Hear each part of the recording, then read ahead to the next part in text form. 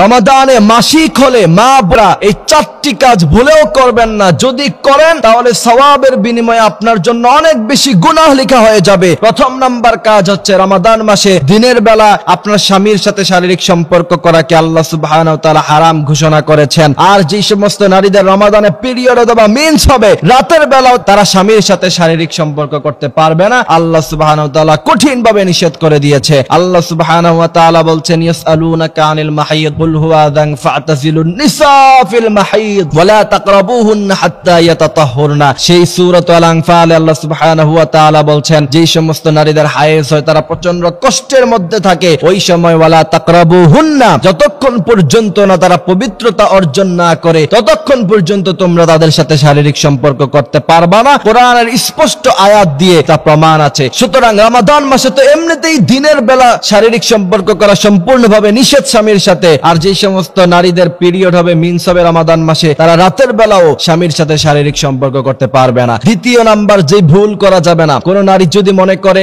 আমার পিরিয়ড হয়েছে মিন্স হয়েছে কি হয়েছে আমি রোজা রাখবো না, আপনার রোজা রাখার অনুমতি নাই। রাসূল করিম সাল্লাল্লাহু আলাইহি সাল্লাম বলেছেন রমাদান মাসে যে সমস্ত নারীদের পিরিয়ড অথবা মিন্স হবে তারা যেন রমাদানের রোজা না রাখে। আপনি যদি ইচ্ছাকৃতভাবে জোর করে রমাদানের রোজা রাখতে চান সওয়াবের বিনিময়ে আপনার জন্য গুনাহ লেখা হয়ে যাবে। সুতরাং এই বিষয়টা অত্যন্ত খেয়াল রাখতে হবে আমাদের। তৃতীয় নাম্বার, রমাদান মাসে যদি পিরিয়ড হয় অথবা মিন্স হয় কোরআন তেলাওয়াত ভুলেও করা যাবে না। কোরআন তেলাওয়াত করা আফজালুল ইবাদা, তিলাওয়াতুল কোরআন। কোরআন তেলাওয়াত করা হচ্ছে জিকিরের মধ্যে সর্বোত্তম জিকির। আবার তা যদি হয় রমাদান মাসে এক প্রতি হরফে 70 গুণ সওয়াব আল্লাহ সুবহানাহু ওয়া তাআলা বাড়ায় দেয়। এখন কোন নারী যদি মনে করে আমার পিরিয়ড হয়েছে তো কি হয়েছে, এত ফজিলতপূর্ণ আয়াতগুলো যদি আমি ছেড়ে দেই তাহলে তো আমার জীবন ব্যর্থ হয়ে যাবে, এই কথা ভেবে যদি কোন নারী কোরআন তেলাওয়াত করা শুরু করে দেয় তাহলে প্রতি হরফের বিনিময়ে সওয়াব তো হবেই না, উল্টা তার জন্য গুনাহ লেখা হবে। এই জন্য খুব কেয়ারফুল। রমাদান মাসে যদি আমাদের কোন মা বোনদের যদি পিরিয়ড হয় তাহলে এই রমাদান মাসে আপনারা কোরআন তেলাওয়াত করতে পারবেন না। কিন্তু